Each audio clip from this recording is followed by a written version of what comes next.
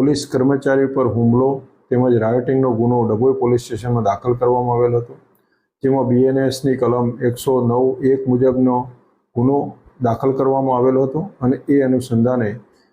Range IG સાહેબ તેમજ police અધિક્ષક સાહેબશ્રીની સૂચના અને માર્ગદર્શન અનુસંધાને પોલીસે કડક કાર્યવાહી કરી આરોપીઓને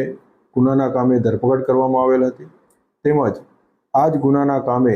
આરોપીઓ જામીન મુક્ત થતાં તેઓની તારીખ 5/7/26ના રોજ પાસા એક્ટ હેઠળ ધરપકડ કરી તેઓને હાલ ભુજ પાલારા જેલ ખાતે મોકલી આપવામાં આવેલા છે. આ જ ગુનાના આરોપી સિકંદર કરાસિયા નાઓનું સૂરજ ફળિયામાં આવેલું મકાન ગેરકાયદેસર હોવાનું માલુમ પડતા